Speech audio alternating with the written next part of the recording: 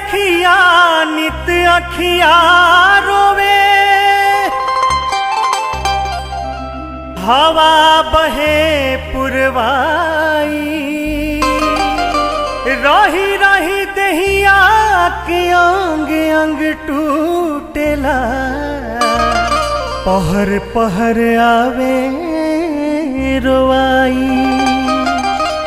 सैया निर्मोही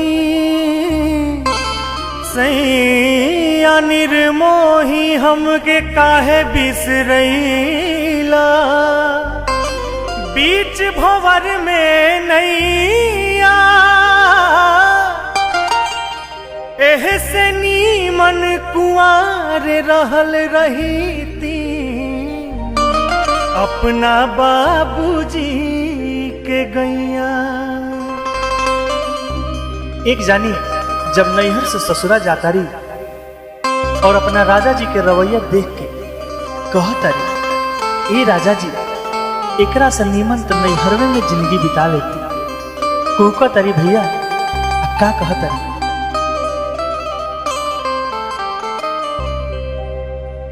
रोवेला से जरिया तड़पे निखरल जवानी, पिरहा के आग में जरत हम बानी, दुखवा के दिन काटी सुख नाही जानी, घर ही में रह के पिया परदेस बानी, घर ही में रह के पिया परदेस बानी। रोवेला से जरिया तड़पे निखरल जवानी, बिरहा के आग में जरत हम बानी, दुखवा के दिन काटी सुख नाही जानी, घर ही में रह के पिया परदेस बानी, घर ही में रह के पिया परदेस बानी।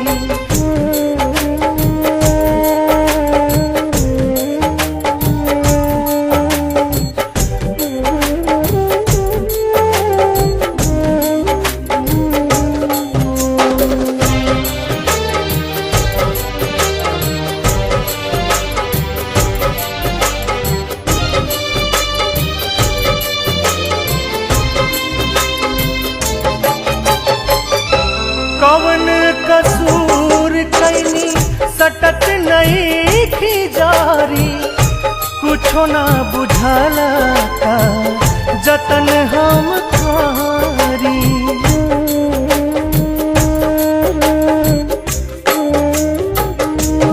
हो कवन कसूर कैनी सटत नहीं की जारी, कुछो ना बुझाला जतन हम करी, अचरा से सोच सोची ए राजा जी, ए सैया,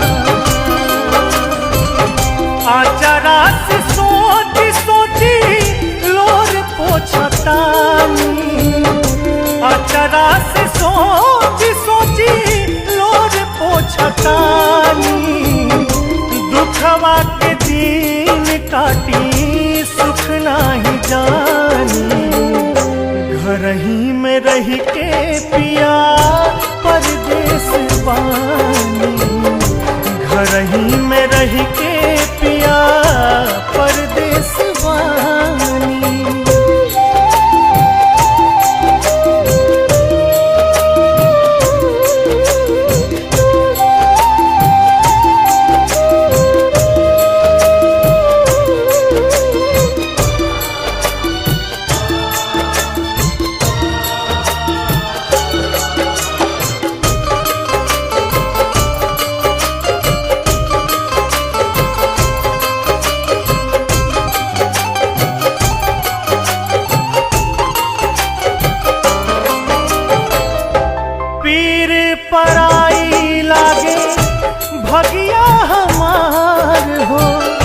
पतझड़ जिंदगिया बनल नइखे बहार हो।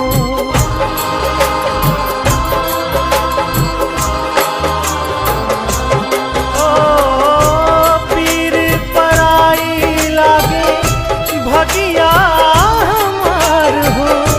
पतझड़ जिंदगिया बनल नइखे बहार हो। एक रासनी मने सैया जी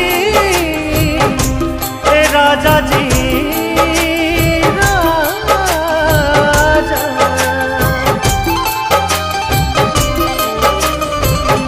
एक रासनी मने नहीं हरवे के पानी। एक रासनी मने नहीं हरवे के पानी। दुखवा के दिन काटी सुख नाही जानी। घर ही में रह के पिया परदेस बानी।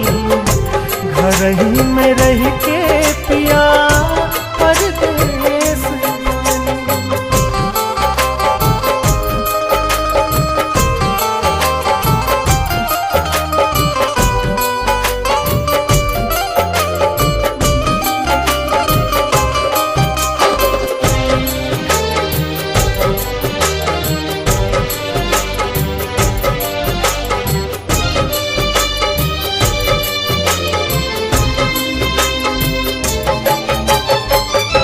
बानी बेजान भई पगली के भेस हो। सुरहो सिंगार कई लागे मधेस हो।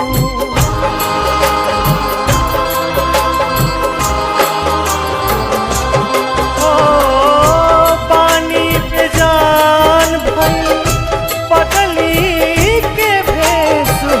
सुरहो सिंगार लागे मधेस हो। साचल सनेहिया के